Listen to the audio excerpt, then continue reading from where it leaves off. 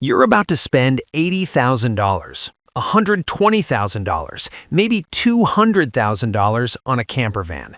And the one sitting at the top of your shortlist right now, it might be the worst financial decision you'll make this decade. I've tracked real depreciation data, owner forms, warranty claim patterns, and resale markets across the US and Europe. What I've found is going to upset some people because the vans getting the most YouTube love, the most Instagram reels, the most dealer floor space are not the ones that survive real ownership. Today, I'm naming them. I'm telling you exactly why they're overrated, what they're hiding behind the glossy brochure, and what the smart money is actually doing in 2026. This isn't a hit piece. This is what your dealer will never say to your face. The Volkswagen California, Europe's most expensive lifestyle tax. In Europe, the Volkswagen California is basically sacred. Mention it in any van life group and people light candles. It has a cult following that borders on irrational. And that's exactly the problem. The California costs between 65,000 and 90,000 euros new depending on trim. For that money, you get a pop-top roof, a micro kitchen, and a fold-flat bed inside a vehicle so spatially compressed that two adults over 6 feet will question their relationship before week 3. But here's what nobody tells you before you sign. The T6.1 had documented DSG gearbox failures. Early T7 models, the ones on dealer floors right now, are still accumulating real-world data. Owners across Germany and the Netherlands are reporting software gremlins, infotainment failures, and service backlogs because the dealer network wasn't scaled for the volume VW pushed out. And this is where it gets worse. The resale. Yes, California's hold value. In good markets. We are not in a good market. Post-pandemic van prices are correcting hard across Europe. A 2021 California bought at a $15,000 premium is now selling at a $20,000 loss in some markets.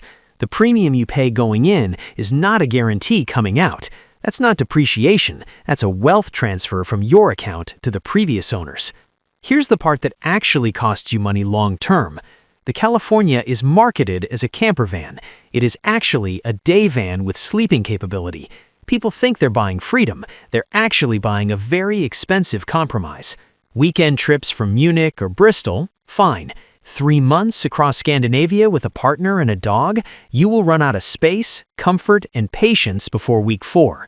Smart European buyers right now are looking at the Mercedes Marco Polo, better long-term platform reliability, comparable resale in the premium segment.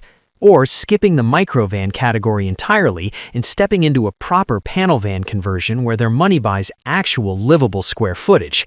The California is not a bad vehicle. It is a brilliantly marketed one. There's a difference, and that difference costs you money. Stay with me, because the next one hits harder, especially if you're shopping in the US market. The Winnebago Solis, the compact van that charges full-size prices. The Solis has had an incredible marketing run. It photographs beautifully. The YouTube content around it is polished. For retirees wanting maneuverability or full-timers avoiding a Class A, it looks like the perfect answer. It isn't. The Solis has crept north of $90,000 for fully equipped units. At that price, you are paying a serious conversion premium for features that aftermarket builders can deliver better, cheaper, and with more customization. Here's what nobody tells you at the dealership. The electrical system in early Solis units received documented criticism on owner forums for insufficient battery capacity relative to the power demands of the included appliances. Run the induction cooktop, the diesel heater, and keep your devices charged, and you hit a power deficit faster than the spec sheet suggests. Winnebago addressed this in later builds, but if you're buying used, that's your problem now. And this is where it gets worse. The gray and fresh water capacity is genuinely limiting for full-time use. You're managing water anxiety constantly without hookups. Warranty service, while Winnebago's reputation is reasonable, requires authorized service centers. In rural America, that can mean hundreds of miles for a non-emergency repair. Compare that to what $90,000 gets you from a quality regional converter. Companies like Outside Van, Storyteller Overland, or a dozen strong builders across the U.S. can deliver a Transit or Sprinter conversion at that price with an electrical system twice the capacity, a more thoughtful layout, and components you can actually service on the road. The Solis is selling a brand. Smart buyers are buying a platform and a build. Those are two different things, and confusing them is what leads to selling a $90,000 van for $58,000 2 years later because it couldn't support the life you planned around it. And if you think that's bad, the next one can cost you 6 figures in the wrong decision. The Airstream Interstate, the most overrated name in American van life. Airstream is one of the most powerful brand identities in the outdoor space. That heritage has been carefully extended into the Interstate line, a Class B built on the Mercedes-Benz Sprinter and sold at prices between $180,000 and $250,000 in 2026. At that number, you should be receiving engineering excellence, interior durability, and a long-term ownership experience that justifies every dollar. You are not always getting that. And this is the part that costs you money, because at $200,000 plus, every failure hits hard. Interior fit and finish on the Airstream Interstate has drawn consistent criticism at this price tier. Cabinetry delamination, soft close hardware failures, water ingress around the roofline. These appear in owner forums with a frequency that is uncomfortable for a vehicle at this price point. I've seen people spend $190,000 on an Interstate and sell it 2 years later for $115,000 because the reality of ownership didn't match the promise of the badge. That's not a bad week, that's a $75,000 lesson. Here's what nobody says out loud. RVIA certification doesn't guarantee build quality, it guarantees minimum code compliance. Those are not the same thing. You're paying Airstream pricing for Sprinter engineering, which is genuinely excellent, but that same Sprinter chassis is available through Midwest Automotive Designs, Storyteller, or European coach builders like Heimer at substantially lower prices with equivalent or superior living systems. What you're buying with the Airstream badge is legacy marketing. For some buyers, retired professionals who want the status signal, who plan to park at Airstream-affiliated campgrounds, that has real value. I won't dismiss it, but if you were making a financial decision about maximizing quality and longevity per dollar, the Airstream Interstate is not your answer. The name is doing too much of the work. Now here's the inside most channels will never say, because saying it is bad for their sponsorship relationships. The overrated van problem is not really about the vans, it's about how these vans are sold to you. The YouTube algorithm rewards beautiful content, drone footage, golden hour shots, perfectly staged interiors with throw pillows that have never touched a campsite. Every van looks like the answer when filmed correctly. Manufacturers know this. They seed vehicles to creators. They invite channels to launch events. The content reaching you has been curated to show the best possible version of a vehicle before real owners have accumulated real mileage and real problems. By the time genuine owner reviews hit, with real failure reports, real resale disappointment, real service frustration, the next model year is already being filmed on a beach somewhere. This is not a conspiracy, it's how media and product marketing interact, but you need to account for this. The content you're watching is not neutral, including, I'll be honest, content on channels like this one. The difference is what the channel is optimizing for: watch time and brand deals, or your outcome as a buyer.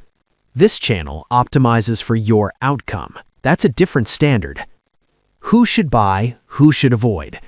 If you're a European buyer under 70,000 euros, a quality used Transit custom conversion or a Peugeot Boxer-based build from a reputable coach builder will outperform a new California on livability per euro almost every time. If you're a US retiree couple planning full-time van life, the platform you want is the Mercedes-Benz Sprinter 170 Extended or the Ford Transit High Roof.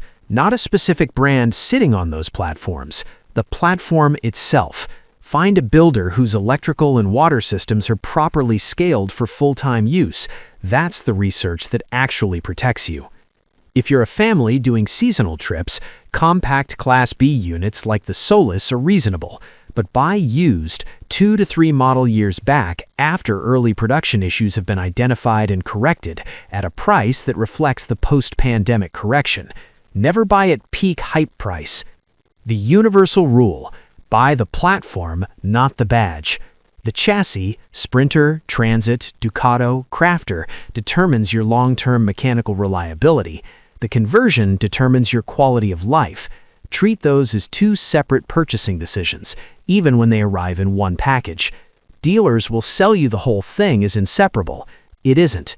Smart buyers don't get emotional at the dealership. They think like investors, and investors don't buy the logo, they buy what the logo is sitting on. Now here's my bottom line. The vans on this list are not disasters. They are overpriced for what they deliver and overexposed relative to how they perform in real multi-year ownership. That's a specific kind of problem, one that doesn't cost you money the day you buy. It costs you every year you own, and most painfully the day you sell. The market in 2026 is correcting. Inventory is up, dealer margins have softened. This is the best buying environment in 4 years, only if you go in with the right information and the discipline to not be moved by marketing. The single most expensive thing in the campervan market right now is not the sticker price. It's buying the wrong vehicle with total confidence. That's the mistake you cannot walk back. Here's what I want from you in the comments. If you had to spend $100,000 on a campervan tomorrow, what are you buying and why? Tell me your choice. I'll read every response and tell you directly whether it's a smart move or a mistake. No softening it. Real answer. Let's see what you're actually considering.